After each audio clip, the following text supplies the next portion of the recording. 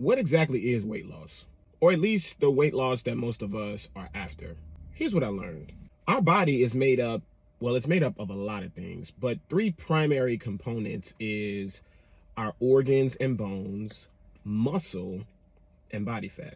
Now, when it comes to weight loss, we don't want to lose any bone density or any weight in our organs. So when we're losing weight, we're not losing that. And that's weight, right? That's pounds and ounces that's on the scale.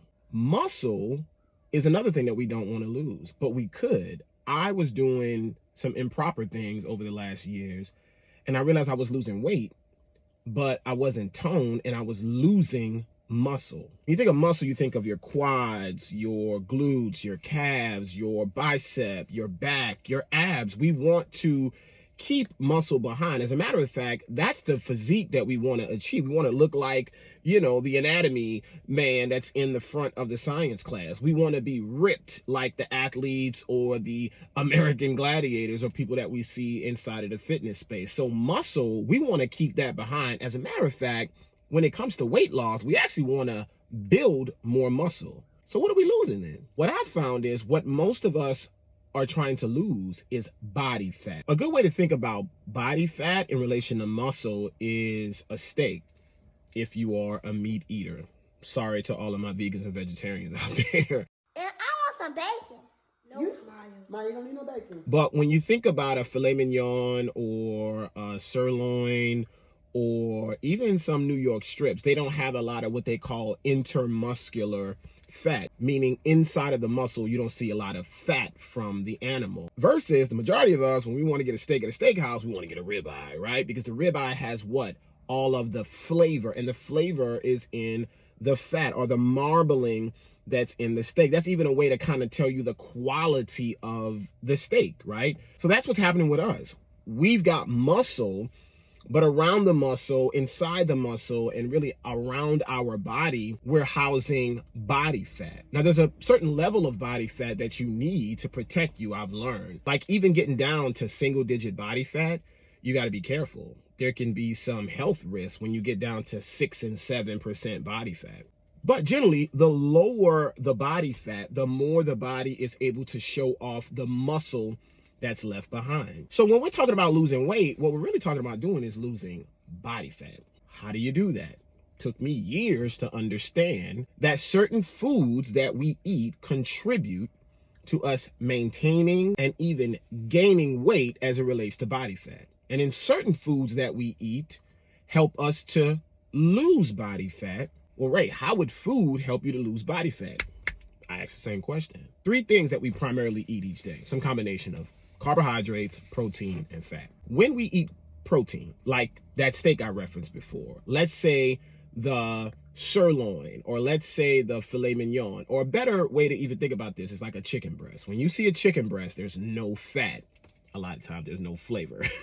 And this is where the problem lies. Because when we want to eat just protein and not carbohydrates or fat, sometimes it's lacking flavor, right? Like egg whites with no yolk, chicken breasts with no, that fat that's around a chicken thigh, not so much. Even a steak that doesn't have any fat in it is kind of like, you know what I mean? So even an animal like a turkey breast or a turkey doesn't have as much fat. So when you don't have fat, that's where the challenge lies. But if you ate just protein, it goes right to the muscle.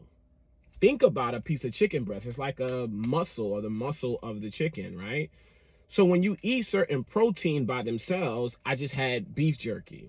The only ingredient was grass-fed beef. Here's how I view it. It's impossible for me to get fat by eating that because it doesn't turn into body fat, and it actually fills the body up with calories and it satiates the body. So if I don't put fat behind it, even though we still need to eat fats, the body will pull from fat on the body to use because we need fat to live. Does that make sense? That boy is good. So when we eat protein-rich meals, try to stay away from carbohydrates that are high glycemic. Wait, what does high glycemic mean? That means when the body receives it, it instantly gets triggered to turn it into sugar, which ultimately is stored as body fat. I did not know what that word meant until the last couple years. So there's certain things that I have on a no list on the meal plan that I use that I know as soon as I eat them, the body wants to use it as sugar. And if I don't go run a marathon, which I don't run marathons, even workouts may not even get rid of all of the sugar in our body, then that'll come as stored fat around my midsection, around my chest, around my legs. And what happens is on pictures like this, I was doing that for years. For all of my 20s and 30s, I was eating unconsciously and I was eating super high glycemic foods. So Ray, what do we eat? No food is bad. No food is the enemy.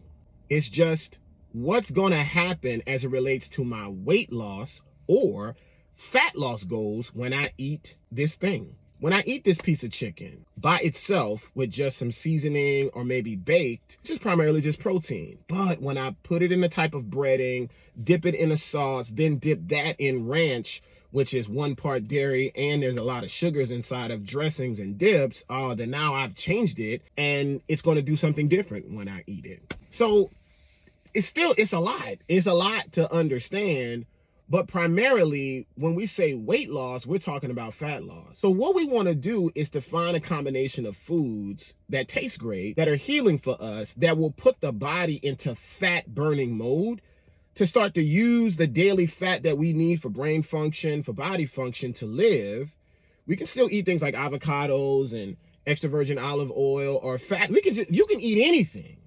But if we want to lose weight, let's eat foods that the body can use for muscle, the body can use to clear out the gut, it can use for brain function, and what it needs as fat, it will pull from the stored fat that's in the body, and that will take off that third element of the body that we want to get rid of or limit. Keep the muscle behind, of course, keep our brain, our heart, and our bones, but shed the body fat. Like take the sweater off so we could actually see the muscle behind it. Does that make sense? Because it's starting to make sense to me. As it comes to me, I share it with you.